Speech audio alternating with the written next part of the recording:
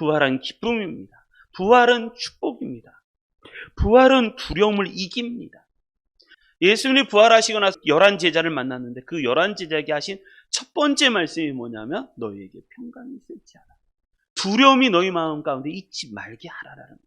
두려워하지 마라. 내가 부활하였느니라. 그래서 부활은요, 기쁨이에요. 그리고 성경에 보니까 그런 거예요. 제자들이 기뻐하였더라. 부활하신 예수님을 보고 느꼈던 느낌이 뭐냐면 기뻐하였더라. 부활절은 그래서 기쁨인 거예요. 기쁨. 그래서 우리가 부활절날 뭘 하냐면 계란을 나눠주는 거예요.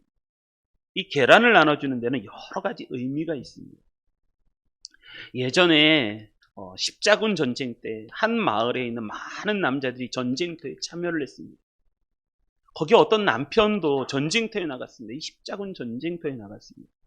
그런데 이 전쟁터에 나간 후에 그 마을에 아주 어려운 일도 많고 그래서 한 아내가 재산도 다 빼앗기고 어려움을 만나서 도망을 가서 아무도 모르는 산동네에 가서 살게 되었습니다. 산동네에 가서 살게 되는데 감사하게도 그 동네 사람들은 매우 친절했습니다. 그래서 이 정말 쫓겨서 도망왔던 그 가족을 아낌없이 돌봐주고 어려움 없이 살 수 있게끔 도와주었습니다. 아무도 돌보지 않채 이렇게 도망와서 살았던 그 사람들이 너무너무 고마운 거예요. 그 마을에. 그래서 부활절날 너무너무 고마워서 그 사람들에게 보답할 쯤 해갖고 부활절날 뭘 하냐면 계란 있잖아요. 계란에다가 예쁘게 색을 칠합니다. 계란에다가. 우리 그런 것도 하죠. 귤에다가 예쁘게 그림 그려서 그림 그리고 하는 것처럼 이 계란에다가 예쁘게 색을 칠하고 거기에다가 자기 집안의 가운을 적습니다. 다 집안에 가운 하나씩은 다 있죠? 할렐루야. 잘 먹고 잘 살자. 집안에 가운은 하나 있으면 없으면 만드십시오. 집안에 가운. 학교에는 급훈이라는 게 있고 학교에는 교훈이라는 게 있습니다. 근데 집안에 가운이라는 게 있죠. 가운. 그래서 집안의 가운, 그 집안의 가운을 그 계란에다가 새겨넣기 시작합니다. 왜냐하면 도망쳐 나온 우리 가족을 이 마을 사람들이 너무너무 돌봐줘서 감사하다. 그래서 부활절 아침에 계란을 이렇게 삶아갖고 거기다가 색을 칠하고 그리고 자기 집안의 가운, 그 가운이 뭐냐면 하나님의 사랑을 믿자라는 가운이었습니다. 그래서 계란에다가 하나님의 사랑을 믿자라는 말을 써서 그 계란을 갖고 부활주일날 아침에 우리 교회에 가서 성도님들에게 나눠주기 시작을 합니다.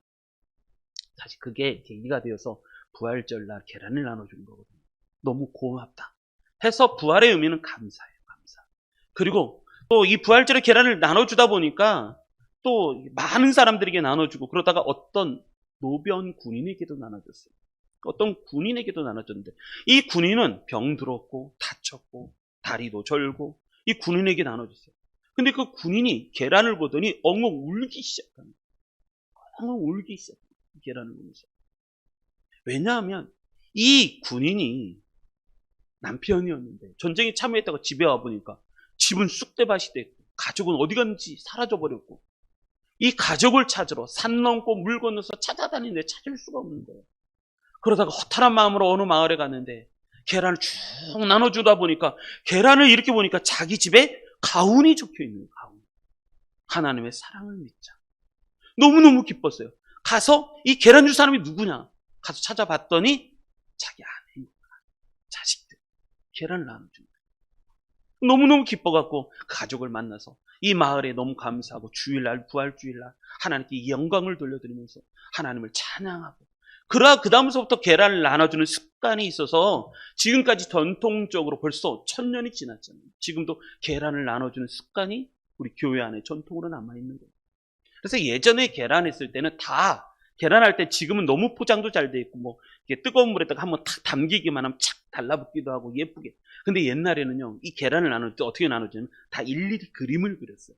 주일학교 아이들부터 시작해서 저도 중고등부 사역을 할 때 다 계란에다 그림을 그리고 예쁘게 뭐도 쓰고 그러다 보니까 그 안에 색깔이 배내갖고 그 안에까지 계란에까지 색이 배더라고요. 그래서 그때 이제 포장지로 하고 요즘에는 이 계란이 포장이 너무 잘 돼 있고 그런데 원래 계란을 나눠주는 근본적인 의미는 이 부활의 기쁨. 부활은 감사다. 그리고 부활은 기쁨이다. 그래서 나눠주기 시작한 겁니다. 할렐루야. 이 부활의 기쁨이 우리 성도님들에게도 넘치시기 바랍니다. 그래서 부활절은요, 하나님께 감사한 거예요. 나를 위해서 죽음을 이기시고 부활하신 그 주님에 감사하고, 그리고 또 부활절에는 기쁨이 넘치는 거예요.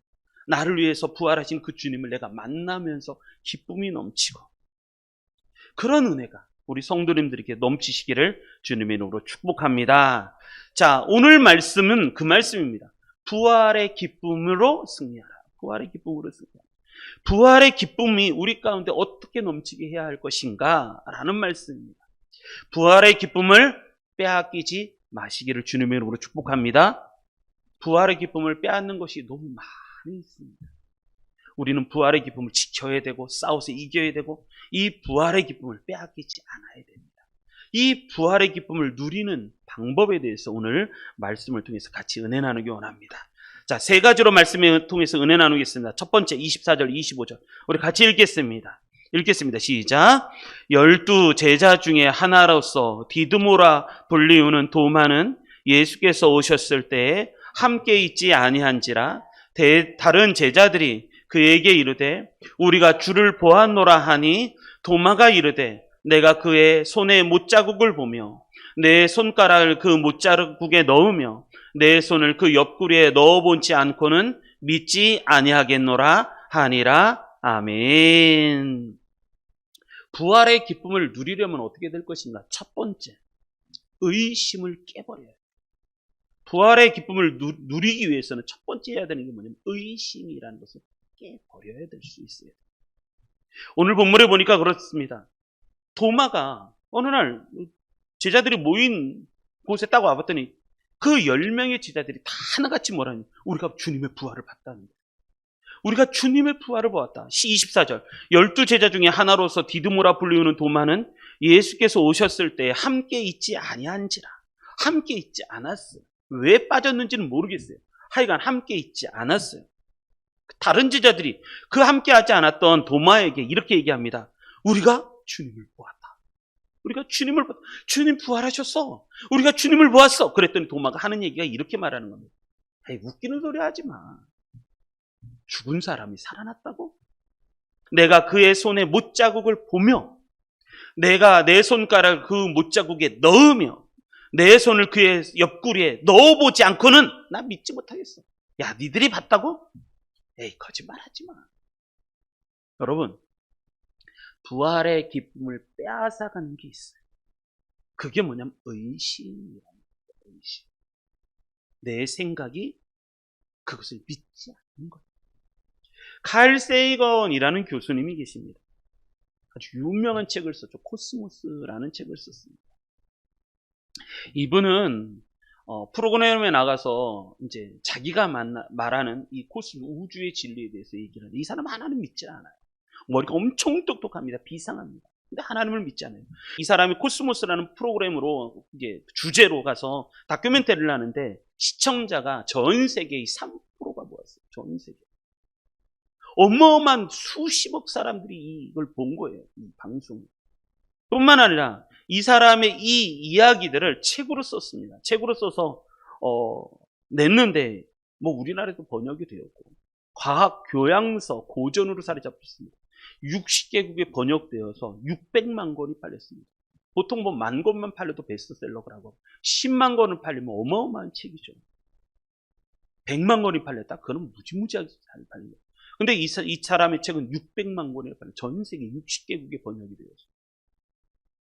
그런데 이 사람이 어떤 목사님하고 이제 토크쇼를 합니다. 토크쇼를 막 하는데 목사님하고 이렇게 토론을 하다가 당신같이 똑똑한 사람이 어떻게 하나님을 믿을 수 있습니까?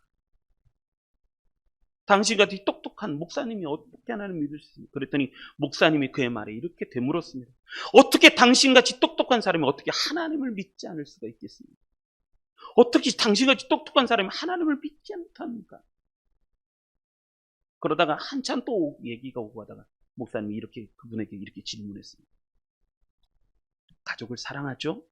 아, 예, 전 사랑하죠. 아내를 몹시 사랑하고 가족을 사랑하고 하겠어요. 그럼 당신은 사랑을 믿습니까? 사랑이 보이지 않는데 그 사랑을 믿습니까? 사랑의 존재를 입증할 수 있습니까? 그는 사랑이 있다라는 것은 믿는데 어떻게 설명할 수가 없는 할세건이 그 얘기를 합니다. 입증할 수 없을 것 같습니다. 그런 얘기를 합니다. 사랑은 있으니까. 근데 그 사랑을 증명하기가 너무 힘든 거예요. 있긴 한데 있다는 걸 증명하기 힘든 거예요. 그리고 나서 이 사람은 끝끝내 못 믿고 죽었어요. 죽은 다음에 그의 부인이 그런 말을 해요. 내 남편은 믿음을 갖고자 한 적이 한 번도 없습니다. 다만 알고 싶었을 뿐입니다. 알고 싶었을 뿐입니다. 여러분, 믿음의 가장 큰 적은 나예요. 내 속에서 스물스물 피어나는 의심. 내가 경험해보지 않으면 내가 믿을 수 없다라고 말하는 그 의심, 이성적인 의심. 그것이 가장 큰 믿음의 적이에요. 우리는 잘 압니다. 하도 많이 들어서 우리는 잘 머릿속에 기억하고 있는 이야기가 하나가 있습니다. 그건 뭐냐면 하루살이와 메뚜기에 대한 이야기입니다. 하루살이와 어느 날 메뚜기가 재미있게 놀았습니다. 저녁이 되자 메뚜기가 하루살이에게 이렇게 얘기합니다. 오늘은 재밌게 놀았으니까 오늘 그만 놀고 우리 내일 만나서 내일 놀자. 그랬더니 하루살이가 이렇게 얘기합니다. 내일? 내일이 뭐야? 메뚜기가 대답합니다. 내일이란 캄캄한 밤이 지나고 밝은 아침이 오는데 그것을 내일이라고 불러. 그러니까 우리 내일 만나자. 근데 하루살이는 메뚜기의 설명을 들었지만 내일을 알 수가 없었습니다. 왜? 하루밖에 못 사니까. 죽어버립니다. 어느 날 메뚜기가 또 개구리와 함께 즐겁게 놀았습니다. 날씨가 추워지기 시작합니다. 개구리가 메뚜기에 이렇게 얘기합니다. 날씨가 추워지니까 우리 이제 그만 놀고 내년에 만나자. 내년에 만나자. 근데 메뚜기가 묻습니다. 내년이 뭐야? 그랬더니 개구리가 대답합니다. 추운 겨울이 지나고 추운 겨울이 끝이 나면 날이 따뜻해지려고 할 때가 올 거야. 그것을 우리는 내년이라고 부르지. 내년. 그럼 내년에 만나자. 근데 메뚜기는 이 내년이라는 시간을 이해할 수가 없었습니다. 메뚜기가 독백하면서 이렇게 얘기합니다. 정말 이상하네. 하루살이는 왜 내가 아는 내일을 모르고 나는 왜 개구리가 아는 내년을 모르는 걸까? 그렇게 묻더라는 거죠. 기쁨을 빼앗아가는 요소가 있어요. 그것은 나한테 육신에 의지하여 살고 있는 육신의 생각. 이게 내 가장 큰 신앙의 장애입니다. 믿지 않는 거예요. 고집, 생각. 그래서 예수님의 이 부활하심을 받아들이지 못합니다. 예수님이 부활하셨다는 것을 벌써 멀리서부터 소문이 나고 있었습니다. 맨 처음에는 막달라 마리아가 와서 얘기합니다. 예수님 부활하셨다. 예수님 부활하셨다. 여러분 성경에 보면요 그렇게 얘기합니다. 마가복음에 보면 제가 한번 읽어드리겠습니다. 뒤로 한번 따라오십시오. 마가복음 16장 9절로 11절에 보면 예수께서 안식 후 첫날 이른 아침에 살아나신 후 전에 7 귀신을 쫓아내어 주신 막달라 마리아에게 먼저 보이시니 마리아가 가서 예수와 함께했던 사람들이 슬퍼하고 울고 있는 중에 이 일을 알려준 거예요. 이 일을 알려주는 거예요. 그들이 예수께서 살아나셨다는 것과 마리아에게 보이셨다는 것을 듣고도 어떻게 했냐면 제자들이 듣고도 믿지 아니할 거야. 들었는데 믿지 아니한 거야. 믿지 아니한 거야. 그 다음에 12절 또 이야기가 나옵니다. 그 후에 그들 중에 2 사람이 걸어서 시골에 갈 때 우린 잘 알죠. 이 2 사람 엠마오로 가는 2 제자. 시골로 갈 때 예수께서 다른 모양으로 그들에게 나타나시니 2 사람이 가서 남은 제자들에게 알리었으되 다른 제자들에게 또 알렸어요. 예수님 부활하셨어. 내가 만났어. 그랬더니 그 제자들이 역시 성경이 이렇게 얘기합니다. 역시 믿지 아니하더라. 역시 믿지 아니하더라. 그 후에 14절 마가복음 16장 14절은 이렇게 얘기합니다. 그 후에 11 제자가 음식 먹을 때에 예수께서 그들에게 나타나사 그들의 믿음 없는 것과 마음이 완악한 것을 꾸짖으시니 이렇게 얘기하는 거예요. 여러분 막달라 마리아도 얘기했고 엠마오 제자도 얘기했고 천사가 나타나서 내게 얘기했다는 것도 전해졌지만 예수님을 만났다라고 증인들이 얘기했지만 안 믿는 거예요. 안 믿는 거예요. 그랬더니 예수님이 그 제자들에게 나타나셔서 믿음이 없는 것과 완악한 것을 꾸짖으셨다라고 말씀하신 꾸짖으셨다. 이는 왜냐하면 자기가 살아난 것을 본 자들의 말을 믿지 아니함일러라 라고 말씀합니다. 여러분, 초대교회 제자들도 그걸 못 믿었어요. 그런데 그 제자들에게 누가 찾아왔냐면 예수님이 찾아오셨어요. 오늘 본문의 주인공, 이 도마도 그런 거예요. 다른 12제자 중에 다른 제자들이 우리가 주님을 보았더라. 그랬더니 도마가 말하기를 뭐라냐면, 에이, 무슨 소리 하지 마. 예수님 부활하셨다고? 에이, 그런 소리 하지 마. 내가 그의 손에 못자국을 보고, 내 손가락을 그 못자국에 넣어보고, 내 손을 그 옆구리에 넣어보면 나는 그때 믿지. 에이, 그렇지 않으면 나는 믿지 못해. 어떻게 그럴 일이 있을 수 있어? 여러분, 이 시대의 우상이 뭔지 아십니까? 내 생각이 이 시대의 우상. 그래서 이 시대, 지금 21세기를 뭐라면 개인주의 시대. 내 개인이 중요하다. 내가 그래서 철저하게 이 개인주의는요, 뭘로 치우칠 수밖에 없냐면 철저하게 이 개인주의는 쾌락주의로 가게 돼 있습니다. 내가 좋아하는 것만 보고 쫓아가는 거예요. 왜? 객관적이고 진리를 믿지 않아요. 내가 생각하는 게 더 중요한 거예요. 아마 이들은 부활을 보여줘도 안 믿을 거예요. 나사로가 부활한다고 하더라도 그 예수님이 부활하셨다는 것이 눈앞에 보여도 안 믿을 거예요. 왜? 내가 중요해서. 철저하게 나 중심의 사람이에요. 나 중심. 이걸 우상이라고 말합니다. 우상. 하나님은요, 우상을 가장 싫어하세요. 십계명을 만드실 때 하나님께서 말씀하실 때도 십계명을 처음에 하셨던 그 첫 번째 계명, 너는 나 외에 다른 신을 내게 두지 말지. 나 외에 다른 신을 내게 두지 말라. 그러면서 하시는 말씀, 위로 하늘에 있는 것이나 땅 아래, 땅에 있는 것이나 땅 아래 물속에 있는 것에 어떤 형상이든지 만들지 말라. 그것들을 섬기지 말고 그것들에게 절하지 마라. 그래서 하나님은 철저하게 금지시키는 게 우상입니다. 근데 지금은요, 보이지 않는 우상, 나를 섬기고. 지금의 시대들은 철저하게 개인주의 시대. 그래서 뭐가 있냐면 내 범위를 침범해 들어오잖아요. 전도가 힘든 이유가 뭐냐면 내 범위를 침범해 들어오면 그걸 다 거부하는 거예요. 이거 다 내 마음대로 하겠다는 거예요. 내 마음대로. 근데 내 안에 왜 들어오냐는 거예요. 들어오는. 내 안에 들어오는 침범하는 거예요. 그래서 누가 복음을 전하잖아요. 내가 우상이기 때문에. 근데 내가 기분 나쁘면 안 하는 거예요. 교회 안에도 마찬가지입니다. 기분이 내가 나빠? 그러면 안 해요. 내가 하나님 중심의 신앙, 그게 아니라 나 중심의 신앙. 내가 복음, 내가. 나 중심이에요, 나 중심. 이 도마를 보면서 우리가 깨달아야 될 것은 분명한 겁니다. 안 보이면 안 믿는 거예요. 안 보이면 안 믿는 거예요. 이게 체험의 위험성이죠. 내가 체험해보면 믿겠다는 거예요. 체험해보면 믿겠다. 머릿속에 이성에는 의심이 가득해요. 왜? 경험해보지 않았어요. 두 번째는 감정적인 무관심이에요. 감성에 있어서는 무관심. 예수님 부활하셨습니다. 지금 전 세계 온 교회가 다 예배하잖아요. 오늘 부활절 예배를 드리잖아요. 사실 세상 사람들이 부활절을 모르겠어요. 예수님 부활하셨습니다. 알죠. 근데 그걸 믿지 않는다는 얘기는 무슨 얘기냐? 받아들이지 않는 거예요. 왜? 난 그것보다 또 다른 관심이 있어요. 나는 예수님 부활하신 것보다 나는 이게 더 관심이 있어요. 영화 보러 가고 놀러 가고. 따뜻한 봄이니까 얼마나 바람 쐬기도 좋아요. 그게 훨씬 더 관심 있는 거예요. 세상 예수님에게는 무관심. 좋아하는 게 많죠. 의지도 되게 무섭습니다. 이게 반복되는 습관인데, 의지가. 예전에도 이랬으니까 나도 이렇게. 예전에 저랬으니까 나도 저렇게 해야 돼. 여러분, 나예요. 도마가 이렇게 말한 것을 우리는 잊지 말아야 됩니다. 이게 나예요, 나. 도마만 그런 게 아니라 나도 그래요. 나도. 내가 그의 손에 못자국을 보며 내 눈으로 봐야 되는 거예요. 내 손가락을 그 못자국에 넣어봐야 되는 거예요. 넣어봐요.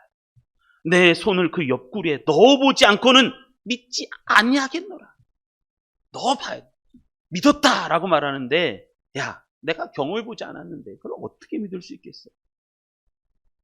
이거를 깨트리시기를 바랍니다. 깨트리셔야 돼요. 이걸 뭐냐면 고집이라고 말해요. 고집. 자, 부활은요, 축복입니다. 부활은 기쁨입니다. 부활이 가져다 주는 영광이 우리에게 얼마나 큰지 아십니까?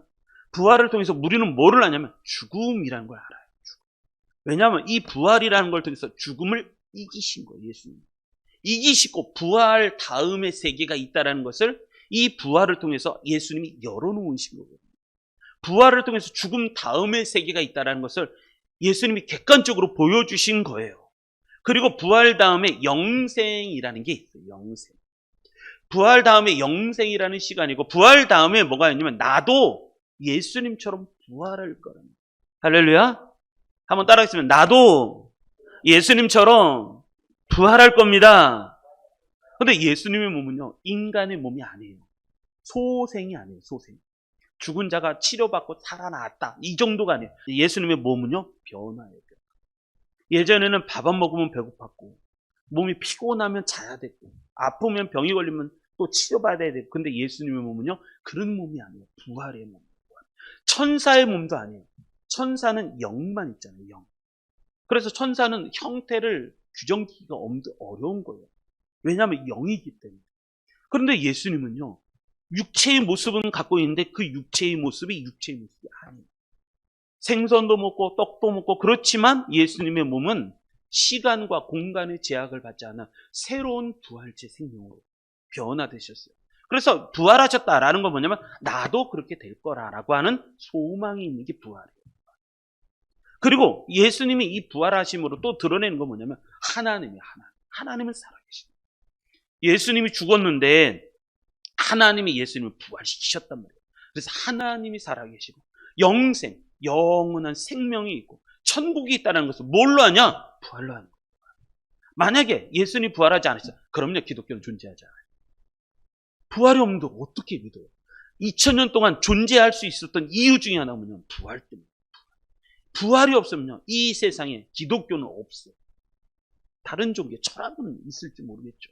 근데 기독교는 존재하지 않아요. 왜? 부활 때문인 거예요. 부활 때문에. 여러분, 부활은요, 축복입니다. 부활은 소망, 부활은 기쁨입니다. 이 부활의 기쁨을 누리시기를 바랍니다. 근데 이 기쁨을 빼앗아가는 요소가 있는데 그게 뭐냐면 나예요. 내 생각. 내가 손자국에 보고, 그 못자국에 내가 손을 넣어보고, 차 한 자국에 대해서 손을 넣어보지 않으면 나 안 믿겠네요. 나 자신의 이 생각이 그 부활의 기쁨을 빼앗아가 버리고 부활을 막아버리는 거예요. 이걸 깨트리셔 버려요. 이걸 깨트려 버리지 않으면 부활의 기쁨이 되게 오지 않아요. 제자들도 그래요. 다른 사람들도 다 그랬어요. 그러나 우리는 깨트리셔서 오늘 이 부활의 기쁨이 넘치시는 우리 성도님들 되시기를 주님의 이름으로 축원합니다. 자, 두 번째, 우리 또 같이 말씀 보겠습니다. 26절, 27절. 같이 읽겠습니다. 시작. 여드레를 지나서 제자들이 다시 집안에 있을 때 도마도 함께 있고 문들이 닫혔는데 예수께서 오사 가운데 서서 이르시되 너희에게 평강이 있을지어다 하시고 도마에게 이르시되 내 손가락을 이리 내밀어 내 손을 보고 내 손을 내밀어 내 옆구리에 넣어보라. 그리하여 믿음 없는 자가 되지 말고 믿는 자가 되라. 아멘. 이제 여드레가 지났습니다. 여드레가 지나서 제자들이 다시 집안에 계실 때 또 그 자리에 도마도 함께 있었는데 문들이 닫혔고, 그런데 그 가운데 예수님이 오셨어요. 예수님이 오셔서 그들에게 똑같이 이야기하십니다. 너에게 평강이 있을지어다. 여러분, 부활하신 예수님이 우리에게 너 두려워하지 마. 이제 내가 부활했어. 내가 부활했으니까 너희들 두려워하지 마. 내가 살아난다. 그리고 나서 도마에게 이렇게 말씀하시죠. 너 손가락 일로 갖고 와봐. 손가락 갖고 와서 내 손을 보고, 말했잖아 네가 내 손을 봐라. 그리고 그 손을 내밀어 내 옆구리에 넣어보라. 예수님이 그 생각을 깨트리시기를 원했어요. 그 의심을 깨트리시기를 원하셨어요. 그래서 도마에게 직접 손가락 갖고 와봐. 안 믿는다며. 나는 부활하였느니라. 여러분, 두 번째, 부활의 기쁨을 누리려면 어떻게 해야 되는가? 예수님의 부활을 내가 체험할 수 있어요. 체험할 수 있어요. 예수님 말씀하십니다. 네 손가락 내 손에 넣어봐라. 네 손가락 내 옆구리에 넣어봐라. 예수님은 이 부활을 체험시켜 주시기를 원하십니다. 그래서 성경에는 부활에 대한 체험들이 너무너무 많아요. 막달라 마리아뿐만 아니라 엠마오로 가는 두 제자뿐만 아니라 베드로 10제자, 도마가 함께 있었던 11제자, 그리고 일시에 500여 형제에게 예수님 부활하고 승천하시기 전에 일시에 500여 형제에 모인 그 자리에서 부활하심을 드러내고 가장 기가 막혔던 게 누군지 아세요? 두 명을 꼽을 수 있는 첫 번째가 야고보예요. 예수님 바로 밑에 동생이 야고보. 야고보가 친척이 다 뭐라면 예수님 미쳤다. 근데 그 야고보가 예수님을 만나. 부활하신 예수님. 그래서 고린도전서 15장에 보면 이 주의 형제 야고보가 예수님을 만났어요. 그리고 이 형제가 동생이 예수님을 나의 주님이십니다 라고 고백을 해요. 그래서 야고보서를 쓴 거예요. 그거는 제자 야고보가 아니라 주의 형제, 동생이었던 야고보가 쓴 성경 야고보서. 그 밑에 동생 유다도 성경을 썼죠. 그 유다가 쓴 게 유다서예요. 유다서. 이건 제자가 쓴 게 아니라 주의 형제 유다가 쓴 성경책이거든요. 그리고 또 하나 기가 막힌 사람, 바울이에요. 바울은 아예 예수님을 믿는 사람들을 잡아 죽이려고 했죠. 그러다가 다메섹에서 예수님을 만나고 그래서 인생이 다 변해요. 예수님은요, 손가락 갖고 와봐. 너 안 믿는다고? 갖고 와봐. 너 봐. 지금 이 성경책을 쓴 이유가 뭔지 아십니까? 지금 내 생각으로 예수님을 믿지 않는, 그리고 믿음이 더 성장하지 못하고 있는 사람들에게 직접 예수님 보여주시는 장면. 네가 안 믿는 이유가 뭐냐? 나를 체험하지 못했다. 그래? 너 봐. 내가 부활했다니. 네 손가락, 내 창자국에 한번 넣어봐봐. 내가 부활했다니. 넌 그러고도 나를 믿지 못하겠느냐? 그래서 예수님 말씀은, 그래서 그리하여 믿음 없는 자가 되지 말고 믿는 자가. 이렇게 말씀하시죠.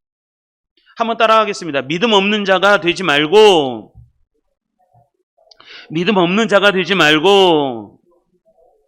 믿는 자가 되라. 예수님은요, 우리가 부활을 체험하기를 원하십니다. 이런 은혜를 믿음으로 체험하시기 바랍니다. 이걸 체험하지 않으시면. 그래서 예수 믿는 사람들은 두 가지 체험이에요. 첫째는 십자가 예수님을 체험해요. 십자가를 통해서 내 죄를 십자가에 다 못 박으시고 청산하시고 속죄 제물로 죽으시는 예수님을 알아야 돼요. 또 한 가지는 그 모든 것을 죽음, 사망에서 부활하신 예수님을 체험할 수 있어야 되는 거예요. 대학교 선교에 헌신했던 로스 맥도르라는 사람이 있습니다. 이 사람이 이렇게 얘기하죠. 예수 그리스도의 부활이 사실이 아니라면 기독교는 인류 역사상 최대의 사기극이 될 거다. 예수님의 부활이 사실이 아니라면 기독교는 인류 역사상 최대의 사기극이 될 거다. 그러나 예수 그리스도의 부활이 사실이라면 부활을 알지 못하는 사람에게는 최대의 비극이 될 것이다. 왜냐하면 영원한 형벌이 기다리고 있기 때문이다. 모르고 따라간다면 불쌍한 사람이고, 알고 그렇게 말한다면 그 사람은 사기꾼. 사도 요한이 그렇게 얘기하죠. 요한 1장 첫 번째 시작을 이렇게 시작합니다. 요한 1장의 1절에 이렇게 시작합니다. 태초의 생명이, 태초부터 있는 생명의 말씀에 관하여는 우리가 들은 바요, 눈으로 본 바요, 자세히 보고 우리의 손으로 만진 바라. 예수님의 부활의 모습, 예수님의 모습을 우리가 들었고 눈으로 보았고 우리의 손으로 만진 바라. 이 생명이 나타나신 바 된지라. 이 영원한 생명을 우리가 보았고 증언하여 너희에게 전하였노니 이는 아버지와 함께 계시다가 우리에게 나타나신 바 된 이시라. 이게 요한일서 1장 1절의 말씀. 여러분, 예수님 말씀하시죠. 믿음 없는 자가 되지 말고 믿는 자가 되라. 이것은 이 부활을 체험하라는 거예요. 부활을 체험하라. 여러분, 부활은 축복입니다. 부활은 축복. 영적 세계를 여는 그러한 축복입니다. 축복. 우리 모두 다 이 부활을 기뻐하시고 즐거워하시고 체험하시는 우리 성도님들 되시기를 주님의 이름으로 축복합니다. 자, 마지막 하나 더 보겠습니다. 28절로 31절 같이 읽겠습니다. 읽습니다. 시작. 도마가 대답하여 이르되 나의 주님이시요 나의 하나님이시니이다. 예수께서 이르시되 나를 본고로 믿느냐? 보지 못하고 믿는 자들은 복되도다 하시니라. 예수께서 제자들 앞에서 이 책에 기록되지 아니한 다른 표적도 많이 행하셨으나 오직 이것을 기록함은 너희로 예수께서 하나님의 아들 그리스도이심을 믿게 하려 하며 또 너희로 묻고 그 이름을 힘입어 생명을 얻게 하려 함이니라. 아멘. 자, 세 번째 말씀은 그겁니다. 부활의 기쁨을 느끼고 즐거워할 뿐만 아니라 이 부활의 기쁨을 전하는 자까지 되라. 그래서 사도 요한이 분명하게 마지막에 기록을 하죠. 이 책을 쓴 이유가 뭐냐? 자, 31절에 보면 이렇게 말씀합니다. 오직 이것을 기록함은 너희로 예수께서 하나님의 아들 그리스도이심을 믿게 하려 하며, 첫 번째 믿게 하려 하며, 또 너희로 믿고 그 이름을 힘입어 생명을 얻게 하려 함이니라. 생명을 얻게 하려 합니다. 라고 말씀합니다. 우리가 부활의 기쁨을 누리는 방법은 뭐냐면 이것을 전해서 그 사람들로 하여금 믿고 생명을 얻게 하면 부활의 기쁨이 우리가 더불어 누려진다는 거예요. 더불어 누려진다. 그런 거죠. 한 가정에 아기가 태어나잖아요. 그런 그 가정에 생명이 태어나면 그 가정에 기쁨이 넘쳐나는 거예요. 마찬가지로 교회는요. 교회 안에 새로운 생명이 태어나면 그 교회에 기쁨이 넘쳐나는 거예요. 그래서 이 부활의 기쁨을 너희가 누릴 뿐만 아니라 이 부활의 기쁨을 전하는 자가 되라라고 말씀하신 거죠. 그래서 초대교회는 처음서부터 그랬어요. 처음서부터 예수님 성령의 임재하심을 경험하고 난 후서부터 사도 베드로가 첫 번째 했던 메시지부터 뭐냐면 부활이었습니다. 사도행전 2장 36절 그런즉 이스라엘 온 집은 확실히 알라라고 선포하죠. 너희가 십자가에 못 박은 이 예수를 하나님이 주와 그리스도가 되게 하셨느니라. 그분을 하나님이 살리셨느니라. 이게 초대교회의 첫 번째 메시지였어요. 예수님이 부활하셨다. 사도행전 4장 1절로부터 3절 사람들은요 예수님의 부활을 싫어했어요.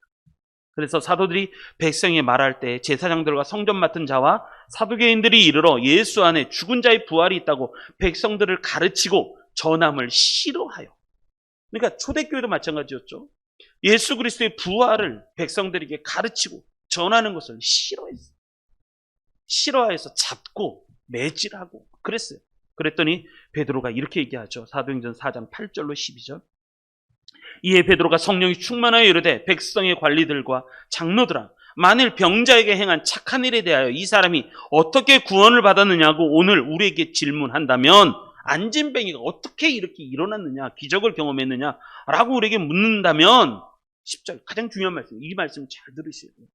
너희와 모든 이스라엘 백성들은 알라 너희가 십자가에 못 박고 하나님이 죽은 자 가운데서 살리신 나사렛 예수 그리스도의 이름이 이 사람에게 건강하게 되어 너희 앞에 섰느니라.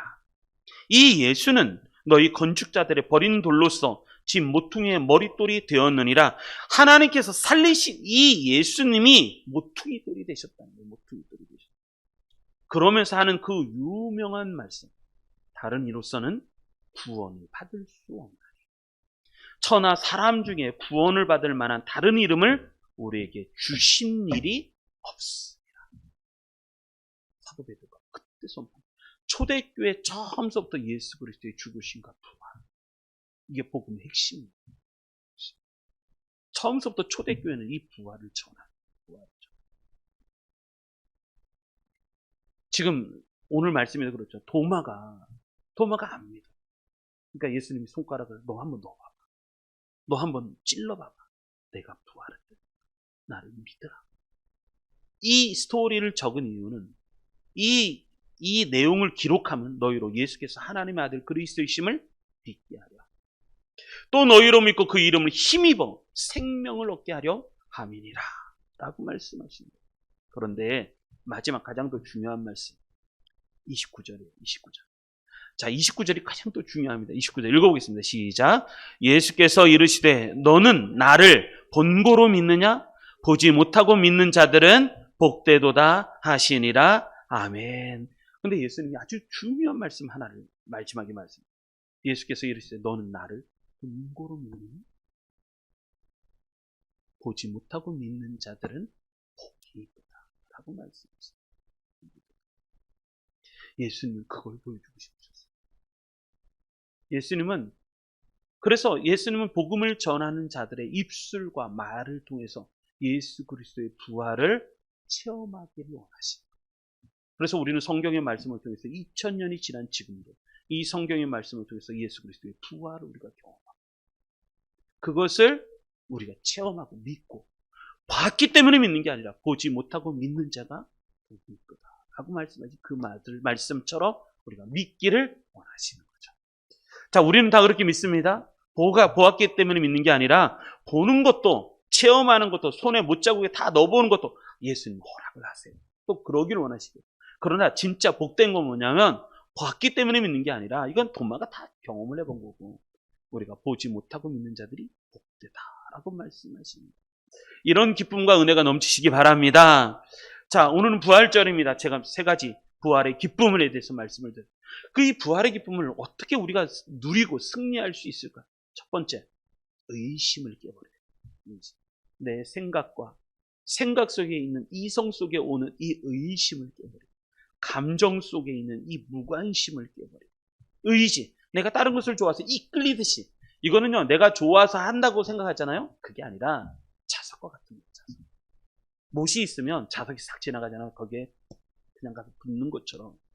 여러분 그런 것이 흘러갈 때 내가 저절로 따라가서 그게 의지. 이끌려가는 거예요. 날씨가 따뜻하면 이끌려가는 거예요. 이끌려가는 거예요. 벌써 이 속에서 발동을 하는 그게 의지. 그것을 다 깨버려요.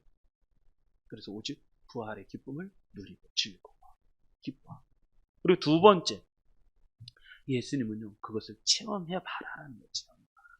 손 못자국 다 넣어봐라는 거예요. 그래서 이 부활을 체험했던 사람은 누구나 다 변했어요. 야고보도 변했고 유다도 변했고 바울도 변했고 그렇게 예수 믿는 사람 잡아다 죽인 바울도 변했고 율리스도 변했고 다 변한 거예요. 다 변한. 그리고 저도 변하고 저 같은 사람도 예수님을 믿고 변했어요. 그리고 마지막 이 부활의 기쁨을 같이 나누시기 바랍니다. 나누시기 바랍니다.